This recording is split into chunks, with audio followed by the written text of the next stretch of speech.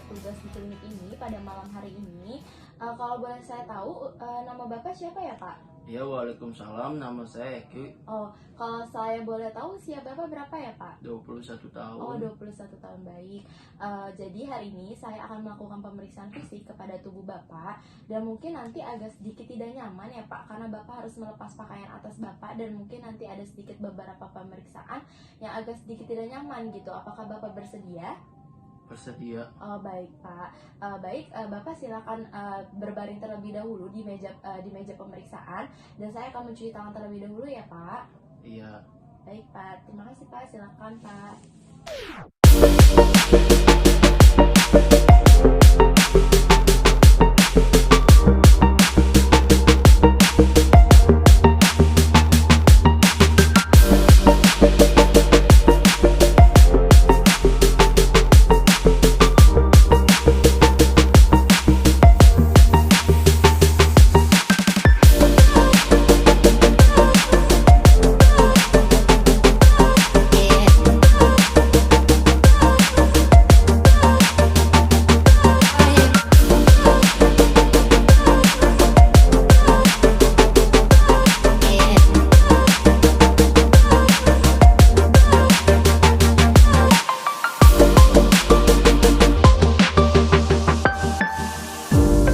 Baik, setelah saya sudah mencuci tangan dengan 6 langkah menurut WHO, langkah selanjutnya yang saya lakukan adalah meminta pasien untuk melepaskan bajunya terlebih dahulu.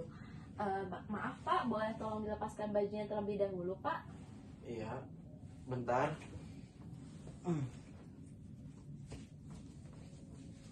Baik, hal penting yang harus kita perhatikan yaitu yang pertama itu pastikan pasien dalam keadaan yang nyaman.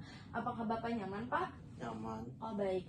Setelah kita memastikan pasien sudah dalam keadaan nyaman dan pakaian pasien juga sudah terbuka, langkah selanjutnya yang kita lakukan adalah lihat pencahayaan di ruangan ini cukup terang atau tidak gitu.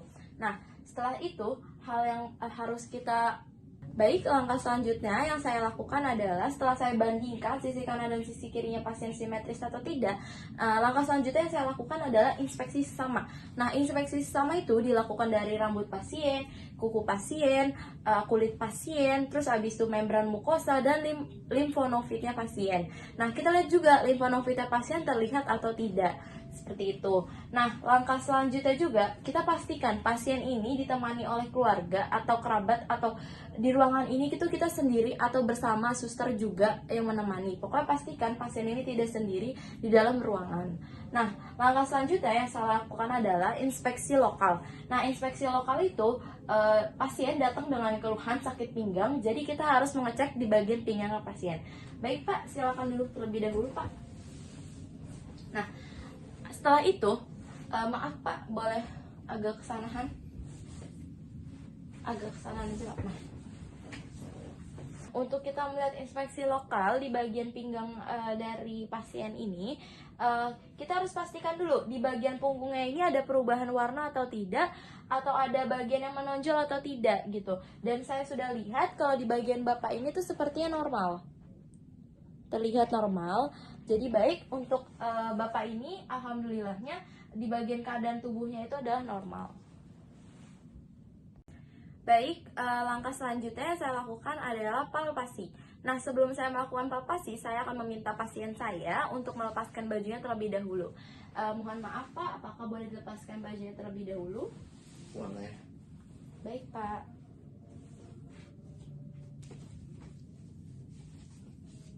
Baik Pak, silakan berbaring kembali. Nah, langkah kedua yang harus kita lakukan adalah menggosokkan tangan kita hingga hangat.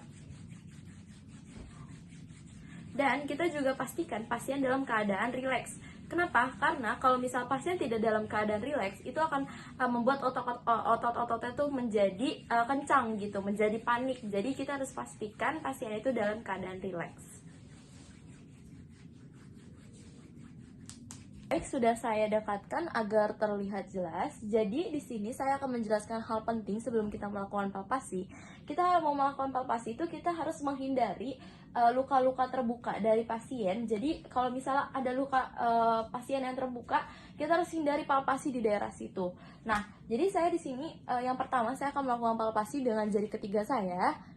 ini fungsinya di sini kita juga mengetuknya nih dengan ujung, bukan pakai ini tapi di ujung. Dan pastikan juga kuku kalian tuh pendek. Ini tuh kenapa? Fungsinya tuh untuk meraba sesuatu yang kecil.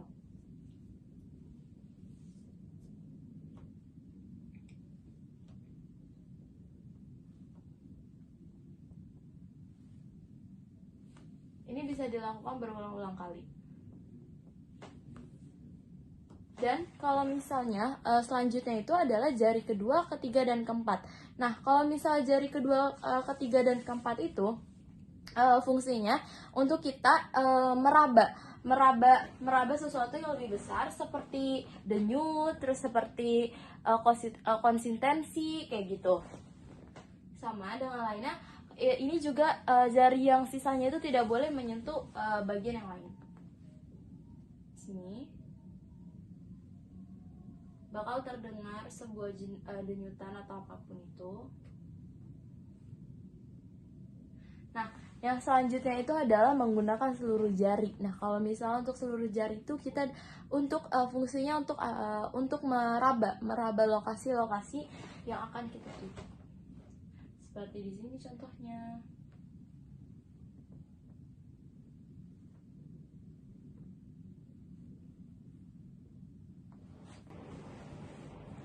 Baik, langkah selanjutnya yang saya lakukan adalah perkusi. Nah, di sini pasien saya sudah melepaskan bajunya terlebih dahulu. Berarti saya langsung lanjut saja untuk melakukan tindakan perkusi.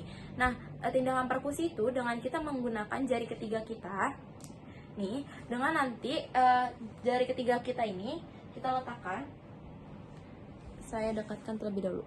Baik, ini sudah saya dekatkan agar terlihat dengan jelas. Nah, di sini sebelum saya melakukan perkusi, saya akan menjelaskan dulu saya melakukan perkusinya bagaimana gitu. Nah, di sini saya melakukannya dengan jari ketiga saya dan saya menggunakan tangan kanan saya di atas sini, di atas pergelangan sendi interpakung. Nah, langsung saja saya praktikkan.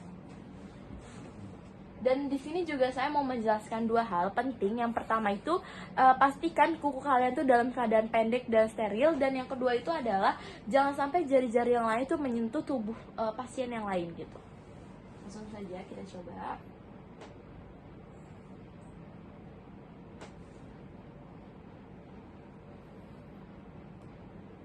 Baik, langkah selanjutnya yang saya lakukan adalah auskultasi. Nah, sebelum saya melakukan auskultasi, saya pastikan dulu dari stetoskop saya ini diginiin agar nanti tidak terasa dingin kepada pasien. Dan pastikan juga nanti stetoskop yang kita pakai terpasang dengan benar. Baik, langkah selanjutnya saya melakukan auskultasi pada paru. Nah, di sini fungsi auskultasi pada paru untuk kita dapat mendengar nafas tambahan atau juga bisa nafas dasar. Kita lakukan secara perlahan.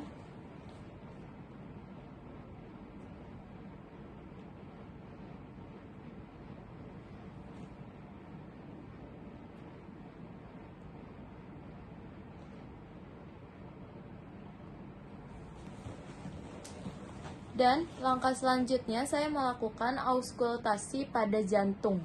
Nah, di sini saya melakukan kepada 4 tepi untuk auskultasi jantung.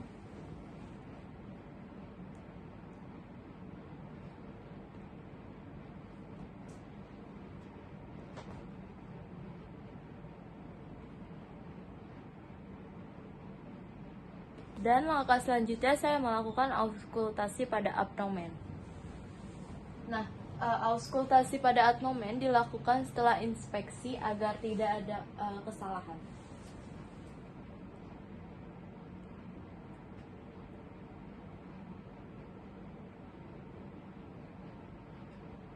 Baik, saya selanjutnya akan melakukan auskultasi pada region lain.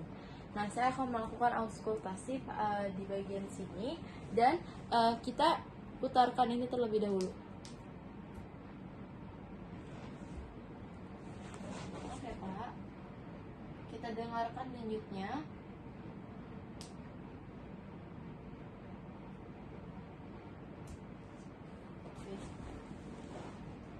Baik, pemeriksaan fisik telah selesai dan jangan lupa kita mengucapkan terima kasih kepada pasien kita. Terima kasih banyak ya Pak, pemeriksaan fisik telah selesai Pak. Ya, sama-sama. Sekian dari saya, kurang lebihnya mohon maaf. Assalamualaikum warahmatullahi wabarakatuh.